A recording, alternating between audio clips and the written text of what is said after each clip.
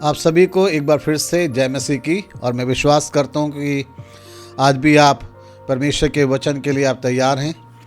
और मेरे विश्वास है कि हर दिन जब हम परमेश्वर के वचन को सुन रहे हैं तो कुछ ना कुछ बात परमेश्वर अपने वचन के द्वारा आपसे अवश्य कर रहे होंगे।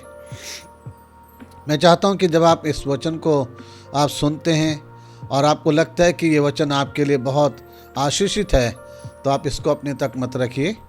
जैसे कि मैं हर बार कहता हूँ, आप इसको अपने मित्रों के साथ, अपने परिवार के लोगों के साथ आप शेयर कीजिए ताकि वो लोग भी इन वचनों के द्वारा आशीष पा सकें परमेश्वर की। आज हम लोग विचार करना चाहते हैं अपने विश्वास की मजबूती और विश्वास से भटकाने वाले लोग। इस विषय पे मैं बातचीत करना चाहता हूँ। हम बहुत अपने आप में विश्वासी हैं, विश्वास की बातें करते हैं, लेकिन हम ये ना भूल जाएं कि हमारे जीवन में कई बार ऐसे लोग आते हैं जो हमें हमारे विश्वास से भटकाने की कोशिश करते हैं। वो कुछ बातें बोल के, कुछ शब्द बोल के वो चाहते हैं कि हम अपने विश्वास से भटक जाएं। हम जब जितना अधिक अपने विश्वास की बातें उनके साथ बांटते हैं कि परमेश्वर कितना भला है, कितना परमेश्वर आपकी प्रार्थनाओं को सुनने वाला है, तो लोगों को कई बार ये बातें सुन के परमेश्वर के बारे में जब आप बड़ाई करते हैं तो उन्हें अच्छा नहीं लगता।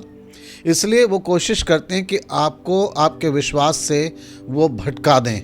जो आपने अपना भरोसा परमेश्वर के ऊपर किया है, उस भरोसे से, उस विश्वास से वो आपको भटका दें।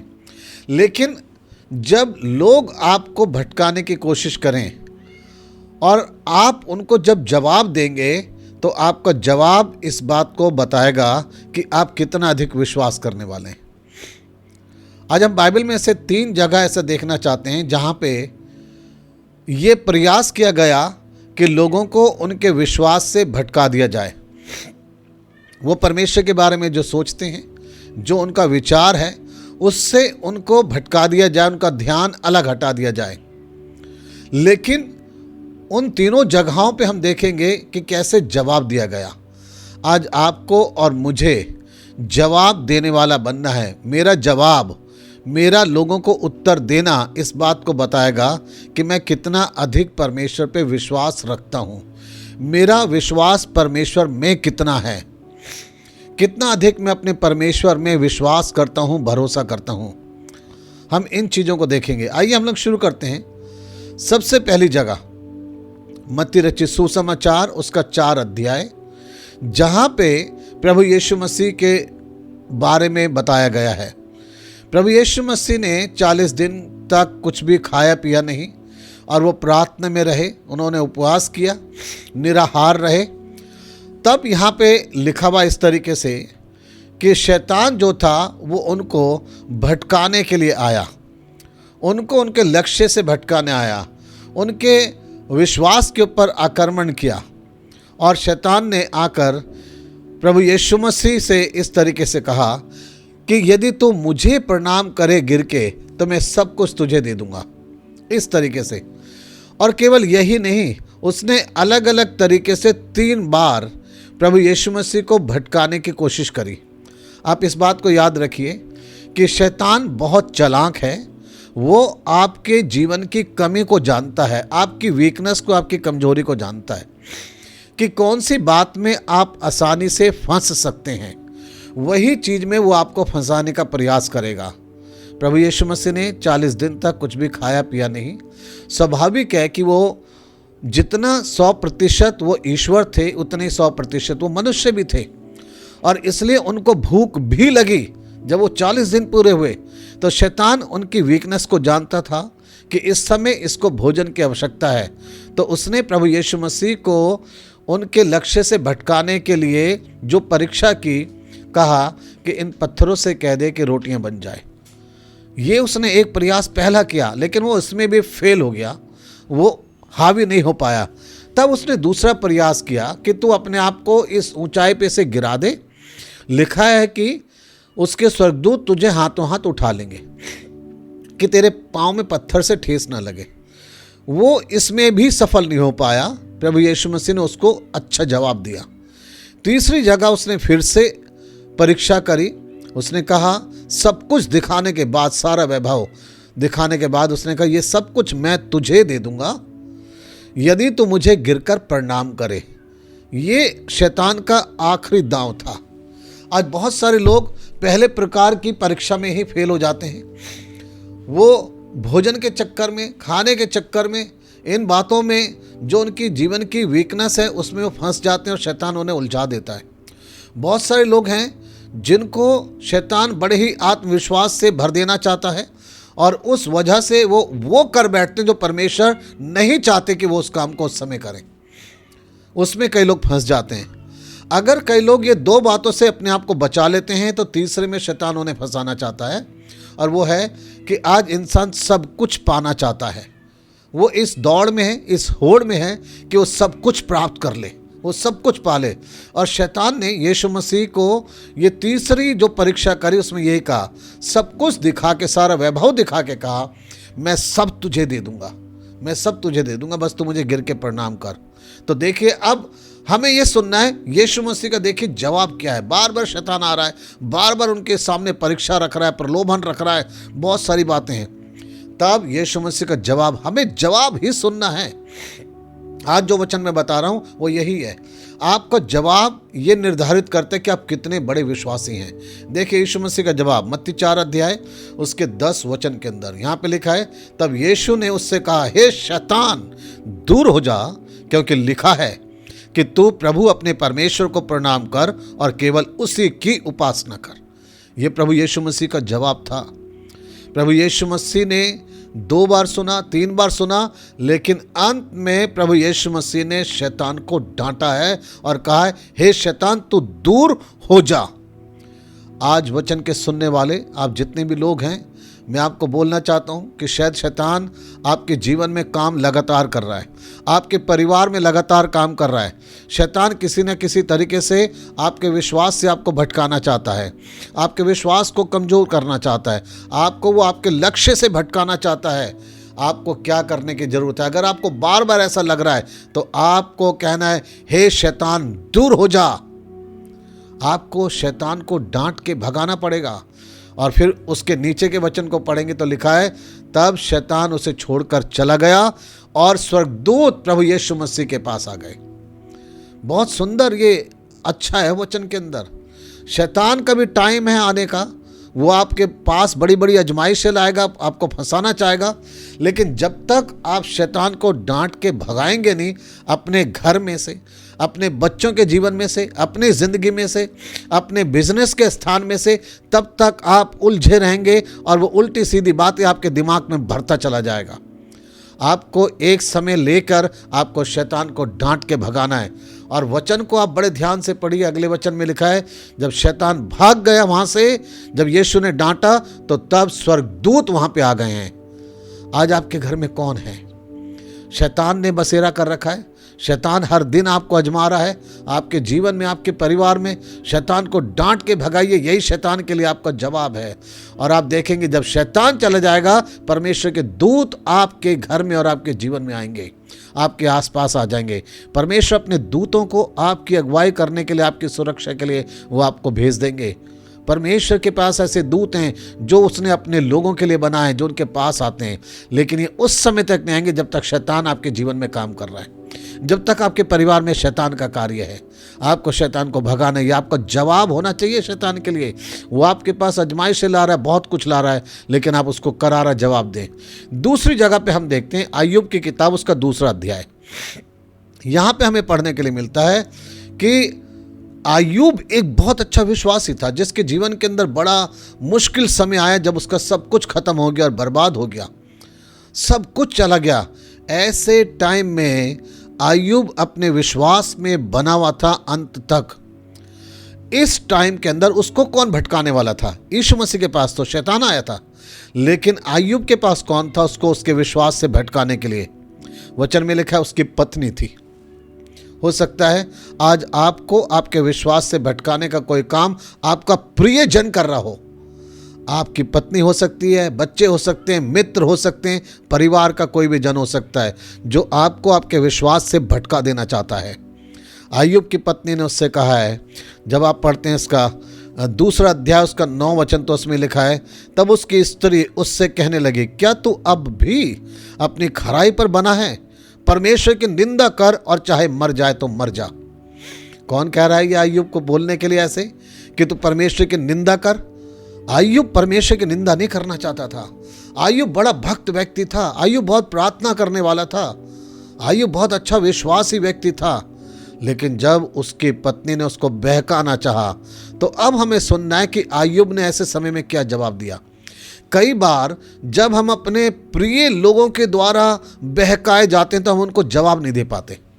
हम उनको वो जवाब नहीं दे पाते जिससे उनका मुंह बंद हो जाए, क्योंकि वो हमारे प्रिय हैं, हमारे परिवार के लोग हैं।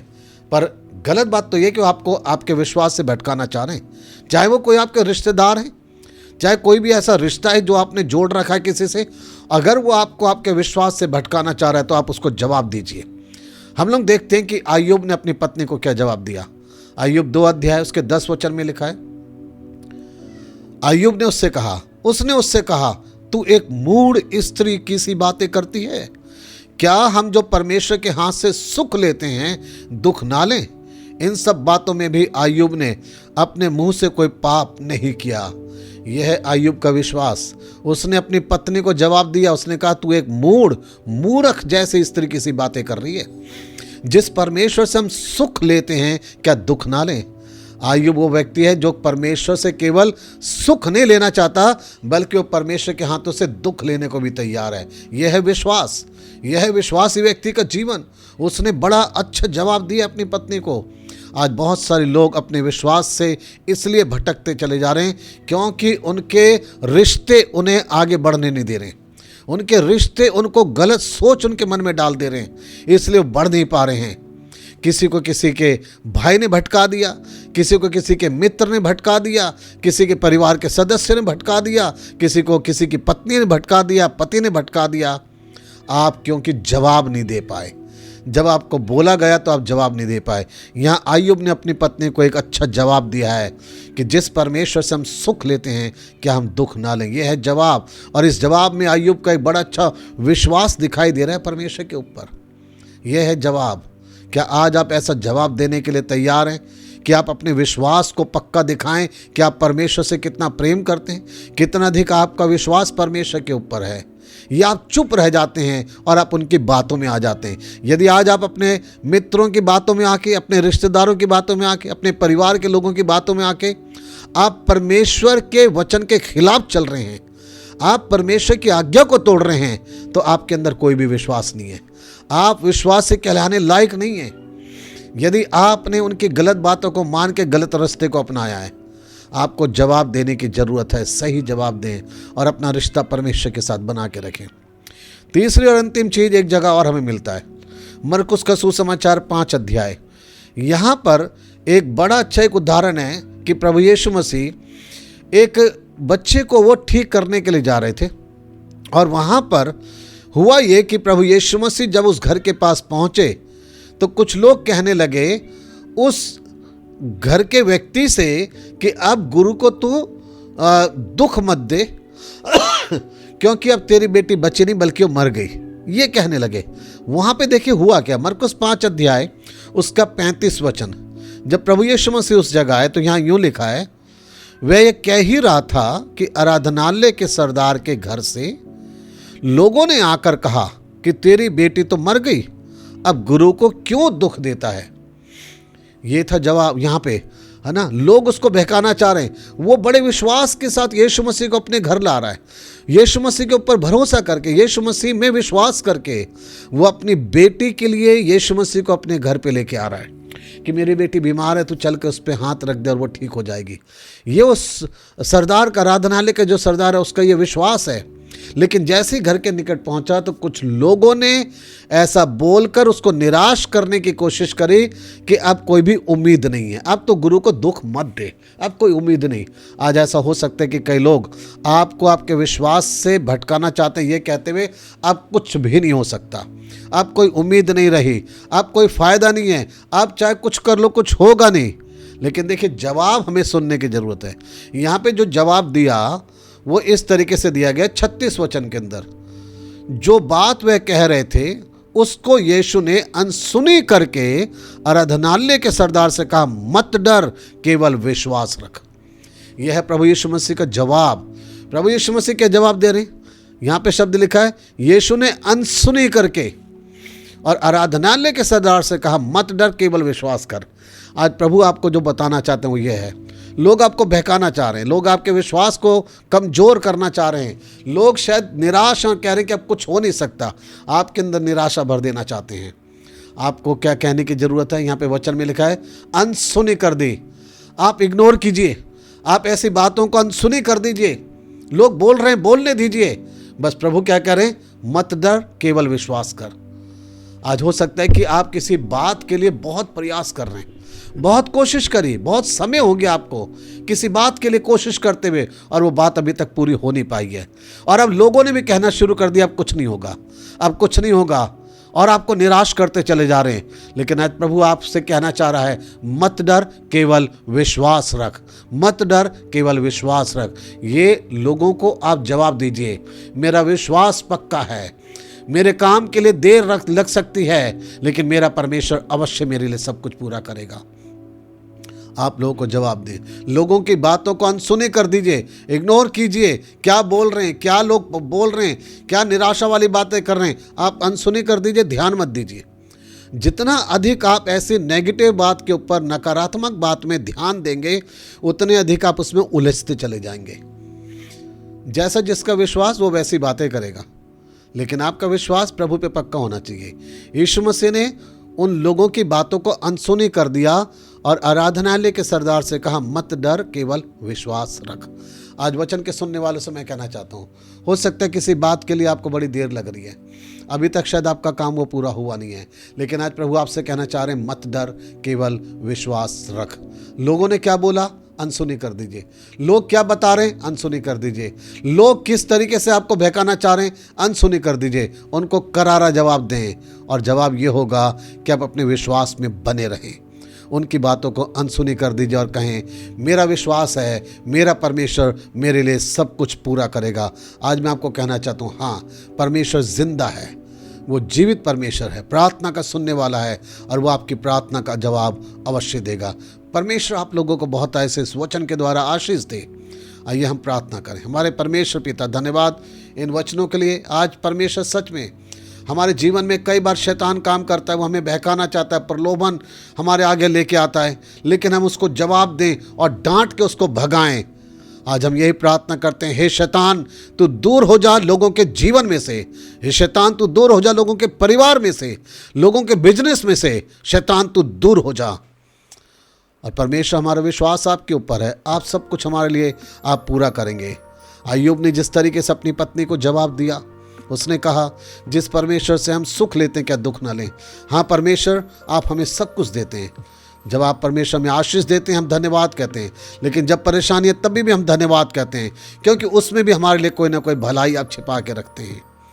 परमेश्वर हम धन्यवाद देते हैं कि आपने सिखाया हमें ये बात भी, कि जब लोग नेगेटिव बात बोलें, नकारात्मक बात बोलें, हम अनसुनी कर दें, डरे नहीं, बस आपके ऊपर अपना विश्वास रखें, आप में अपना विश्वास बना के रखें। वचन के सुनने वाले सभी लोगों को आशीष दें। परमेश्वर पिता, जो लोग बड़े विश्वास में चल रहे हैं उनके विश्वास के अनुसार काम करें। प्रभु सबको आशीष दें। प्रार्थना प्रभु यीशु के नाम से मांगते हैं, आमीन। परमेश्वर आप सभी को बहुत ऐसे आशीष दे। इस वचन को अपने तक मत रखिए, आप शेयर कीजिए ताकि दूसरे लोग भी आशीषित हो सकें। आमीन।